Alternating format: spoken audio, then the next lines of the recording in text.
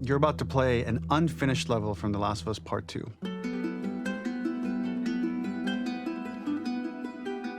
The reason we added this section is there are a few sequences, and we picked the 3 of the best ones, that we cut from the game. You know, often we build a game that's much bigger than what ends up being the final product. They were months away from being finished, but we wanted to give you an insight of what it's like when we built a game, because often we have this whole thing constructed and it doesn't have final art or audio or dialogue. And here you get to see the building blocks of what it's like when we first string a bunch of these levels together. This is the intro to the first deleted level, and this one is the roughest of the 3. We wanted to show more of how Jackson operates. So this is the festival where Ellie ultimately kisses Dina. This sequence would have come very late in the game as a flashback sequence while you're in the farm with Dina. And we wanted to show what is the rest of Jackson doing, and wanted to put on the stick, make it interactive. So you could see when you're outside, there are all these almost like carnival games that you can play. You could mix drinks, you could play with these kids that are playing a sort of clicker Marco Polo, sit down and listen to conversations. And all the different interactions were first or second pass, very, very early passes. The building blocks are there, but nothing is final. And ultimately, while we were very excited by this sequence, it's pretty fun and lighthearted. It just slowed things too much as we're barreling towards the end of the story at this point. So again, reminder, rough, missing audio, missing animation, missing gameplay tweaks, missing dialogue, but pretty representative of what it would have been. So enjoy.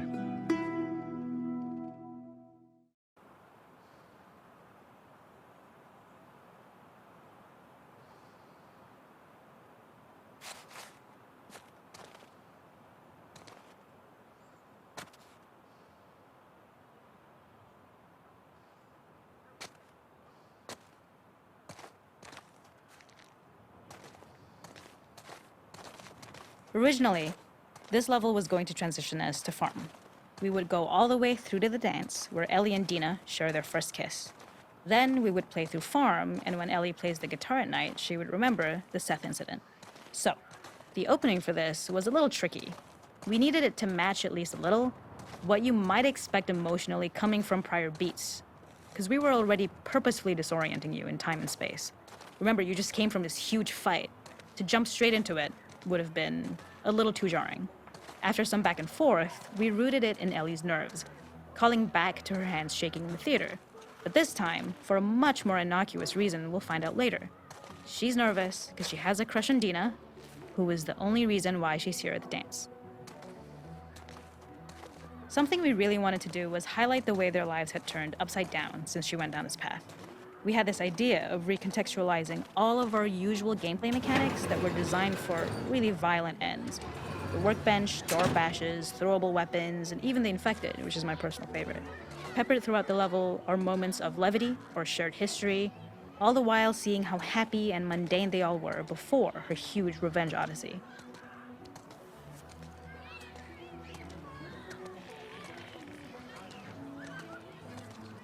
It is not a festival without one of these throwing games.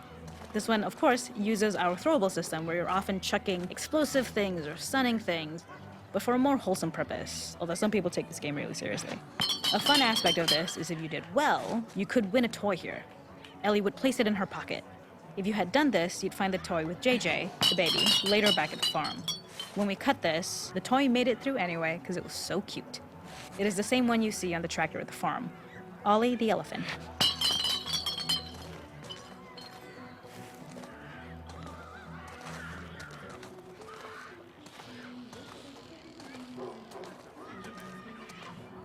The makeup artist is pretty simple.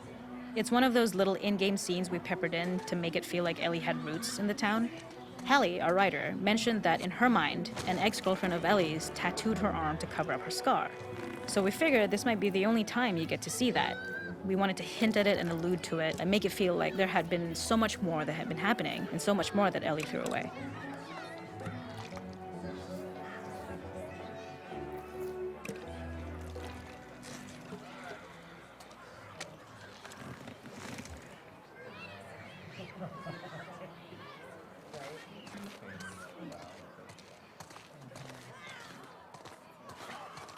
This is one of my favorite sections because I think that it achieves both the slice of life aspect of Jackson while also being a stark reminder of how dark the world that they live in really is.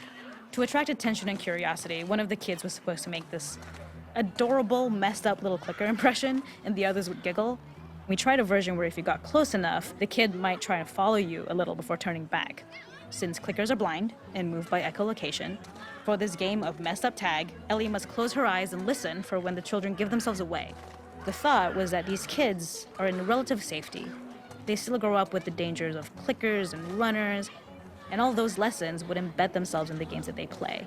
When the festival got cut, they tried to preserve this moment and move it to the front of the game where the snowball fight is, as a tutorial. However, being in the headspace of a clicker doesn't really teach you how to deal with them. Eventually, it evolved, and they instead made the snowball fight, which was, I think, way more effective. For me, it's character illuminating that not only does Ellie know this game, she plays along. There's a familiarity with the kids that's really nice to see, especially because it's such a difference from the Ellie we see later, who has a sort of hollow normalcy that she's trying to get with JJ, but kind of fails.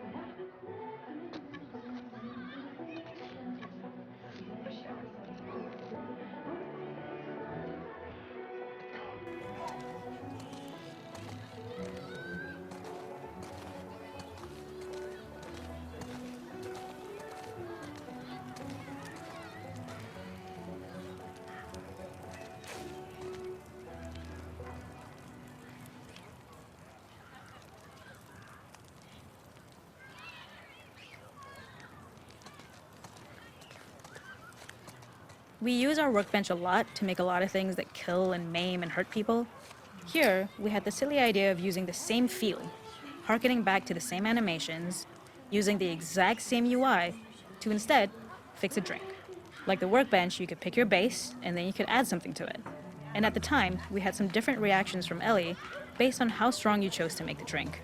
Something we wanted to prototype though, before it got cut, was picking up some ingredients around to add, like a lime or maybe a bottle of someone's favorite whiskey or salt, like you were earning upgrades.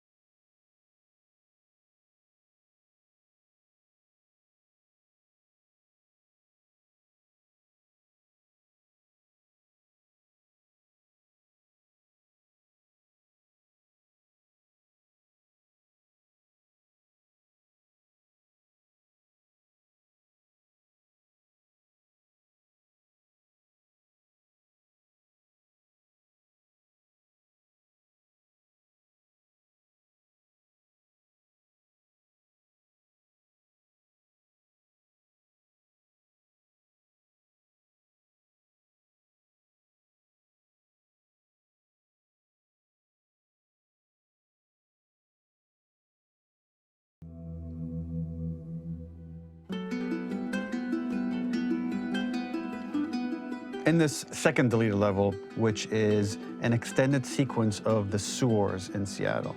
This comes on the heels of where Ellie goes into a building and she survives an attack by stalkers and gets thrown out of a window and gets swept away by the current. And then we cut this section that used to be there in the final game. Now you will get to play it. So this was a way to get a bit more interesting puzzles, interesting traversal, figure out how Ellie can navigate the sewers with the fighting current. Ultimately, with a lot of these levels and these sequences, the reason why we cut them were for pacing purposes. But here it is for you in this very kind of raw form that part of it will feel finished, parts of it will feel like assets are missing as far as audio, animation won't be final. But it's a glimpse into what a game looks like when it's months away from finishing. Enjoy.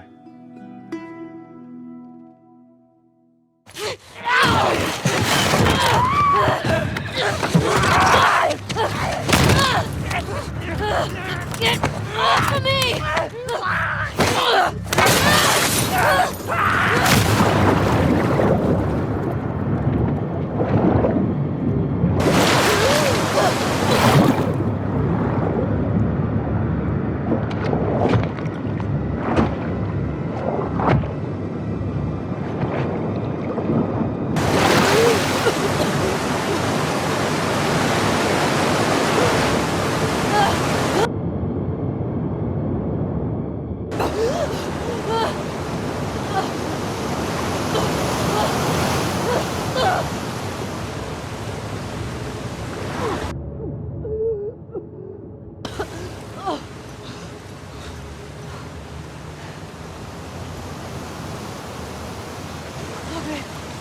Okay.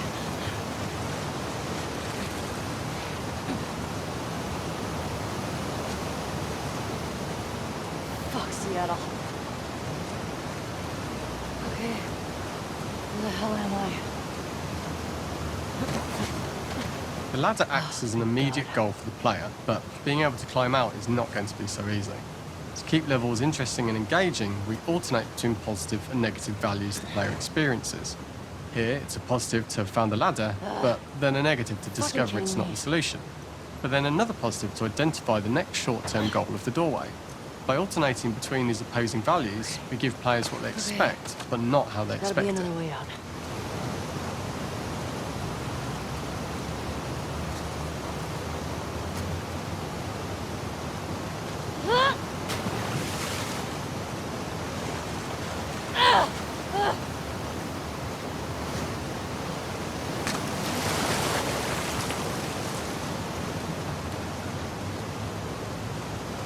This level, internally known as Find Nora, was quite long in duration as we had to make Ellie traverse a far distance to the opposite side of downtown Seattle.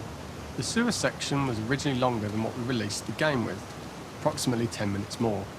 This was one of the few areas of the game that used water flow as part of a traversal puzzle. The player has to go upstream to use the current to get to the platform to reach the other side. We mostly cut this mechanic game wide, however it remained in essence in the section swimming to the aquarium as Ellie when you were avoiding the waves. When players reach the doorway and enter into the room, they're faced with a dead end. The real reason for this dead-end room is that on the reversal, when exiting back out of the doorway, players are faced with the route onwards. A pipe that they'd not been able to see when they were swept past it on the way in, and something that was hidden from view when on the side platforms. The intention here being that the only option is to go off the standard path in order to search for a way out.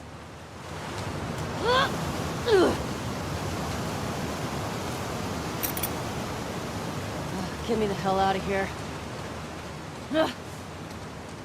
Throughout the rest of the level, we also used light to indicate to the player that they were heading in the right direction. At each turn, however, we blocked the direct route forward. Players would know that they just have to keep finding alternative paths, promoting those feelings of being desperate and trapped. We slowly introduced the player to consider climbing into smaller pipes and crouching in these tight spaces. This is to slowly build up to and encourage the player to climb into such a small pipe that they'd have to be crawling on their stomach, which is something that the player previously may not have recognised as a playable space, let alone the desired route they need to take. We added a tiny space just to reward the player's exploration with a pickup item, and we made sure it was something that made sense that you'd find in this area. A canister in all the garbage that had been washed into the sewers from the surface.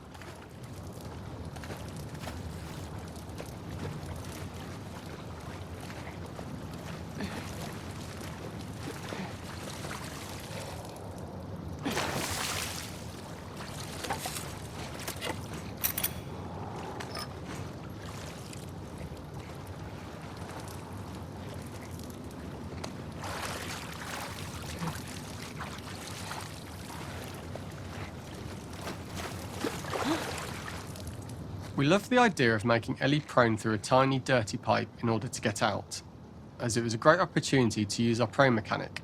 A unique camera setup was created to support crawling in these pipes, as the standard prone camera is much higher above the player. We also created custom collision in order for Ellie to manoeuvre in these tight spaces easily. Initially, the oblong collision capsule around her character caused issues crawling around corners.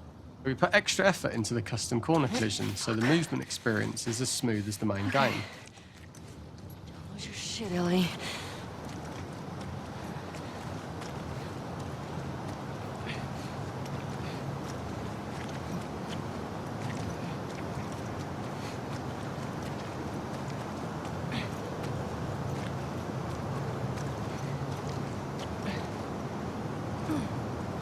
In order for the player to feel cramped, claustrophobic and desperate, we'd been enforcing the traversal mechanics that allow for a tight environment which promote these feelings. We introduced the use of the squeeze through so that we can keep the player feeling enclosed and tight, but without repeating the same geometry. Here we change from low ceilings with wider walls to high ceilings and tight walls to change up the spatial pacing and keep the level from repeating itself.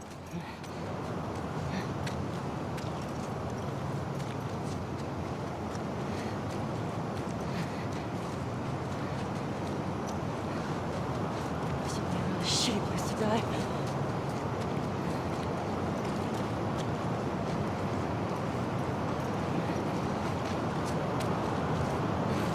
Originally, we had the waterline much higher here, so players had to swim through this tight tunnel. However, from watching user test feedback, it was occasionally causing people to discount the route entirely and turn back on themselves. So to avoid any risk of this happening in the final game, we present a lower water level so the tunnel is easy to see and commit to using. Although this isn't as impactful without the prone swim, it's the better decision as it means a smoother experience for the player with no backtracking frustration.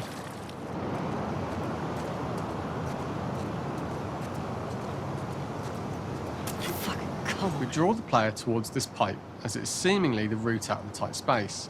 Fairly soon, it is obvious that this path is blocked.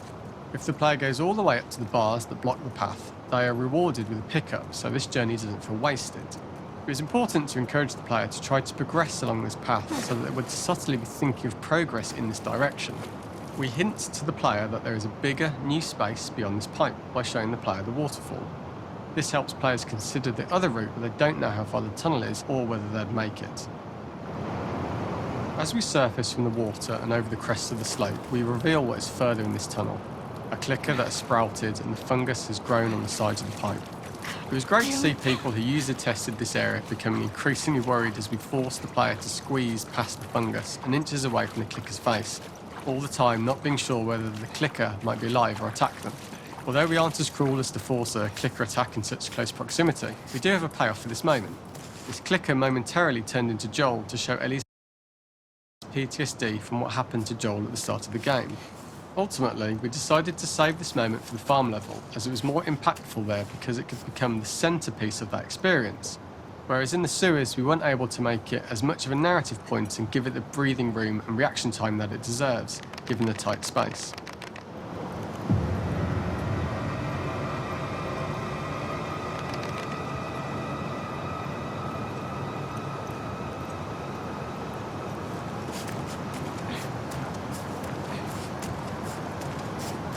Oh, shit!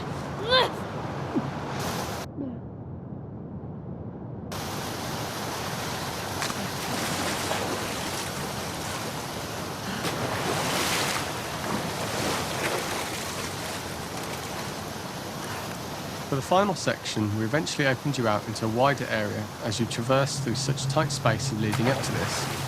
So changing the environmental pacing makes it begin to feel like we're coming to the end of Ellie's ordeal. An earlier iteration used the current that was shown at the start for a slightly tougher traversal puzzle to conclude the sewers. The ladder was clearly visible from most of the area, but the player was faced with fast-flowing torrents of water they couldn't cross. If the player attempted to jump into the water, they were not able to swim across the ladder due to the water's speed. But instead, they had to traverse the pipe running along the top of the space in order to get across the water.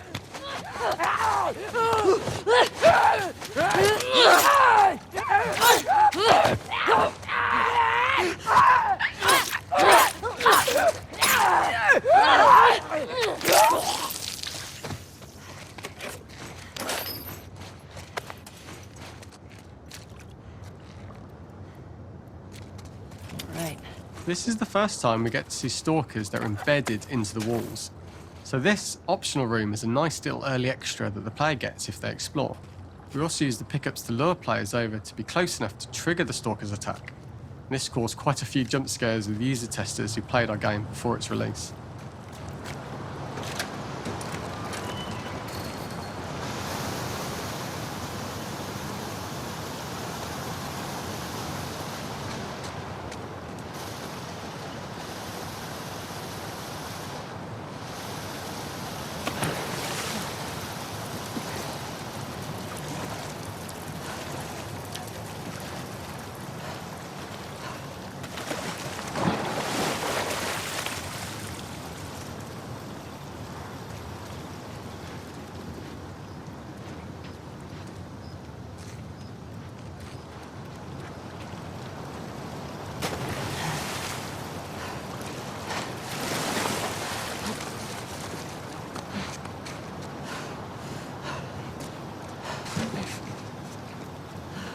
Using this pipe was retained in the iteration we shipped with, as it's the last of the extreme methods Ellie has to undergo in order to escape the sewers, and what she will go through in her pursuit of revenge.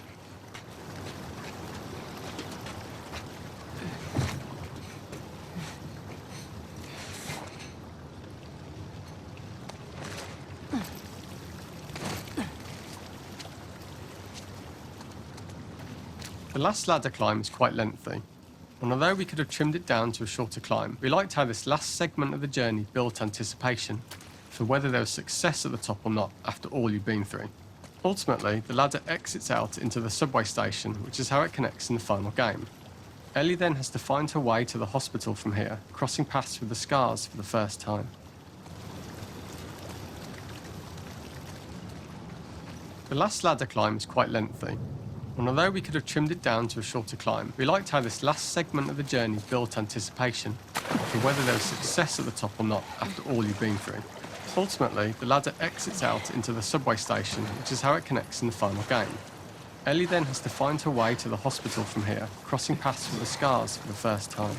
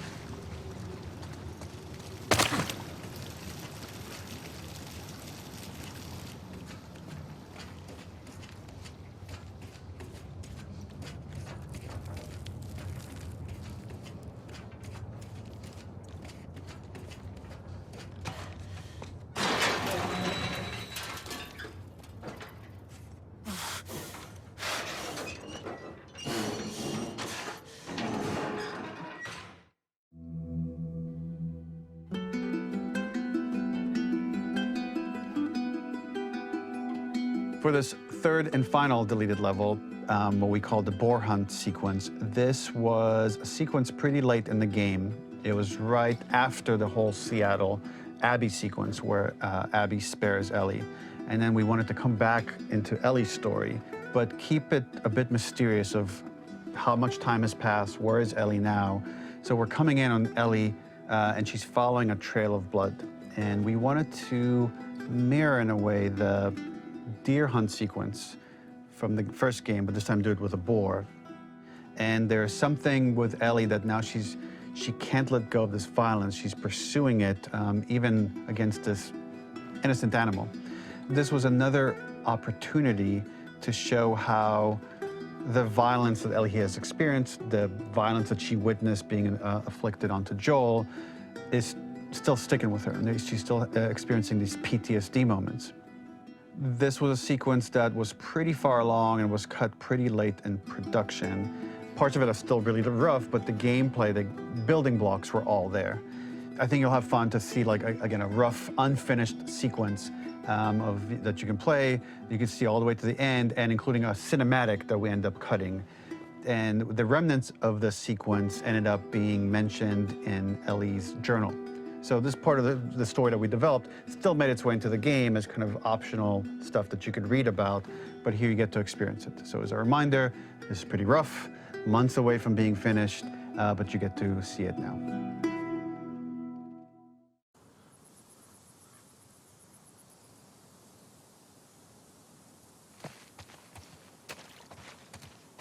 So the boar hunt was one of the hardest levels for me to work on. It was a huge challenge with the systems that we had, and we kept trying, but it never felt quite right. Originally, the level happened after the Jackson Festival, which also got cut, but before Farm. Once the festival got cut, it became the prologue to Farm. The intended experience is that we jump forward in time after the fight with Abby in the theater. We don't know where Dina is. We likely assume she's dead because she was just bleeding out. Ellie is alone, her hair is short, so maybe this is the future or the present. And she's hunting. Hunting who? Abby still?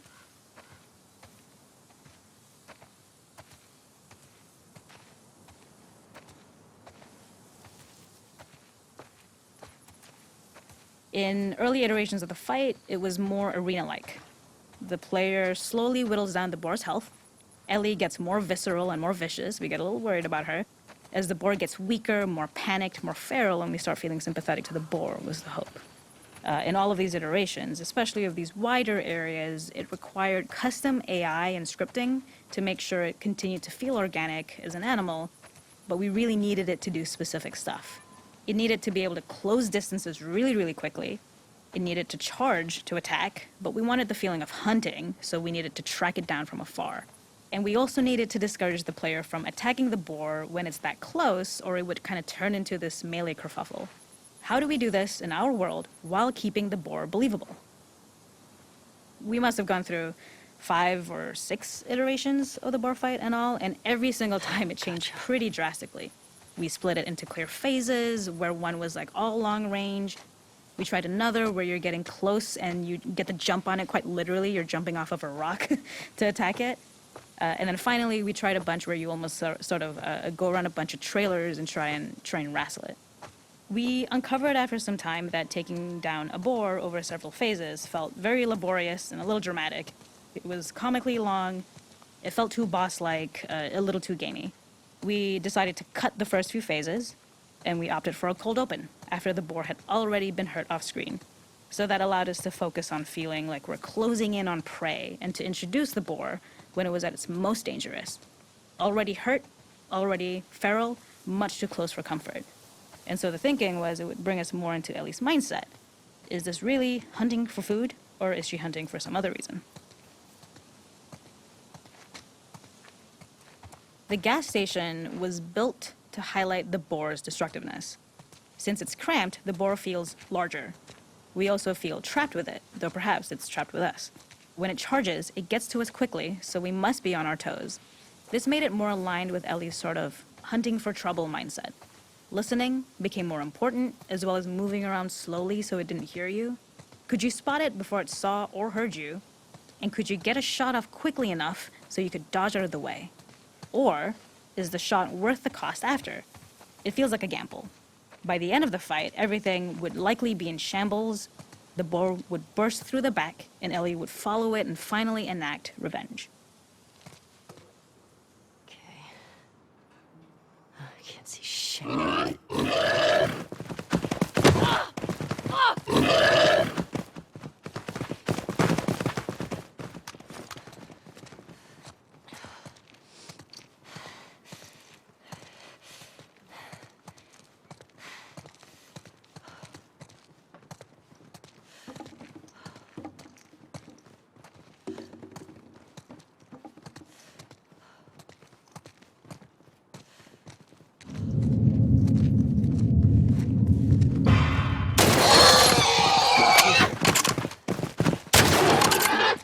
It's over. Nowhere to run.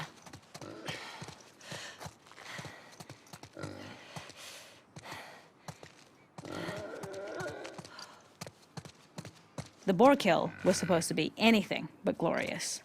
With the boar whimpering at the back of the gas station after Ellie's relentless hunt.